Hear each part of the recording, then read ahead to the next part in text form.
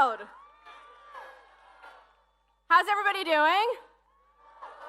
Good. Thank you for being out here to make clear that we bow down to no king. As we gather here today and all around the country, we face a pivotal moment in our history. I know it seems dark and scary. We're watching families torn apart all around the country. We saw photos of Marines detaining a vet on his way to the VA. We've seen ICE detain citizens. And now we're seeing a world-triggering escalation in the Middle East. And this morning, Minnesota state legislators were hunted down and gunned down. And all of this comes after we watched a genocide unfold in Gaza for almost 2 years, while our elected officials cheered it on or gave mealy-mouthed reasons of why they couldn't oppose the atrocities that we paid for. We did not arrive here in a vacuum, and it's important to understand how we got here so we can change the trajectory of where we go.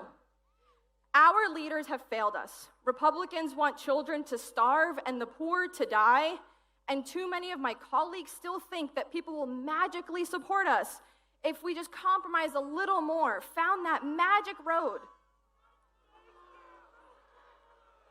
But compromise on basic rights of people and lack of principles will never win. And all it did was help pave the path towards fascism in our country. And I will say this, remember, this is the reemergence of fascism because we have seen so much of this before. Nothing happening today is new. The illegal detentions, the crackdown on protesters and free speech, the disappearings of people and deportations.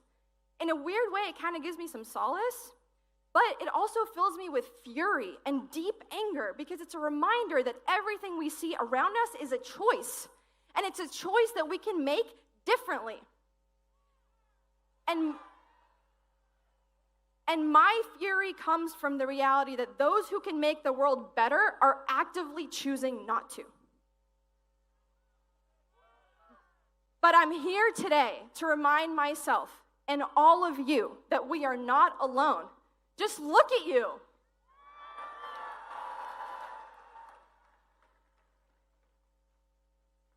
When my community had pushed me to run for office, and for those who don't know, I kind of got bullied into this, I knew I wouldn't be doing it alone. And it was because of them that I had the courage to do this. But now that I'm in it, I see all the time and all the ways that we can make a massive difference. And look, I get it. I was talking with some friends last night about the state of the world, and I told them about how, as someone who's on the inside, the thing that keeps me up at night is to see all of those opportunities that if more people had just shown up, we could have made a huge difference. And here's the thing. They rightfully said, look, there's so much cynicism. People are tired of the corruption, and I get it. I totally get it.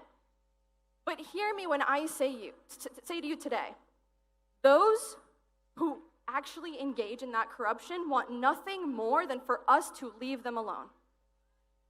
They want us to turn away. They want our cynicism to convince us into inaction. But I'm not going anywhere, and neither should any of you.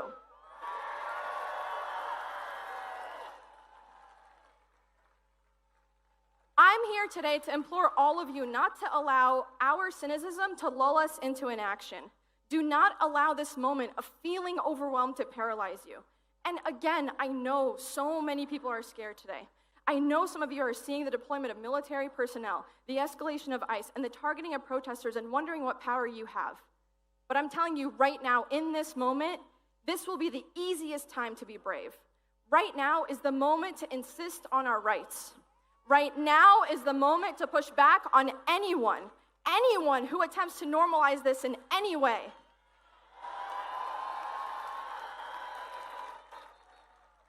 Now is the time to loudly remind those around us, as close as they are and as far as they are, that none of this is normal. And why do you ask? Because our opposition works.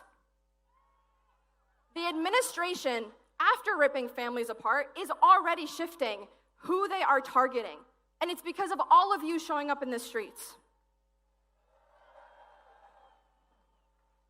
And I remind you that even those that have been detained for standing up for Palestinian rights, like Rumaisa and Mohsen, have already been released.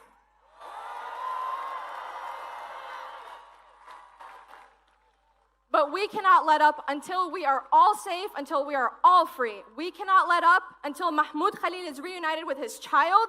We cannot let up. We cannot let up until we not only stop the cuts to Medicaid, but make sure we finally have universal health care. We cannot let up. We cannot let up until we not only stop the genocides in the Congo and Gaza and Sudan and all around the world, but also end the endless wars. And we cannot let up until we stop this never-ending march to an increasingly extractionary economy that squeezes all of us for everything that we barely have to benefit some unnamed shareholder who'll never know our stories, will never know our names. So today, I am asking you to think about 3 things and your role in them, 3 places. First, your community. Get to know your neighbors, because if you don't already, it is one of the most beautiful experiences in my life. It is so lovely to know them. And make sure that you build a support system with those literally and physically closest to you. And support your local food banks. Support literally anyone who might need it in your neighborhood. And talk to each other. These algorithms continue to silo us and isolate us from each other, and that is extremely dangerous. Now is the time that we need each other more than ever before. Second, and I gotta say it, y'all, your local politics. My city council member won by 4 votes in a runoff.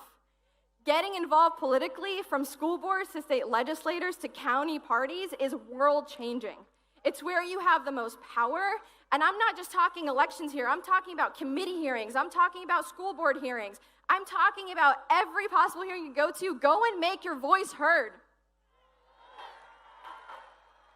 Because I promise you this, every national policy you have hated has started locally somewhere. And third, take care of yourselves.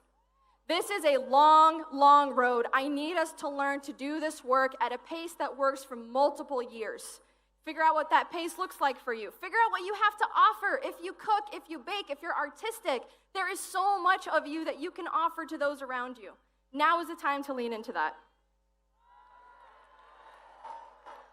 And I'm going to end with this. To my colleagues all around the country who are reeling from the news in Minnesota, I say again, now is the easiest time to be brave. Too many people want to silence people like us. But now is the time to stand up to them and say, you will not make us cower in fear.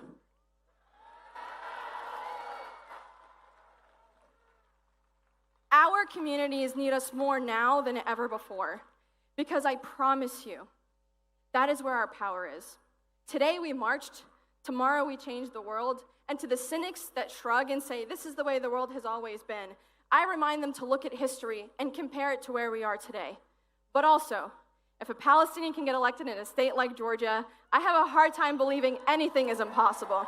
Thank you, Philly. You're a gorgeous crowd.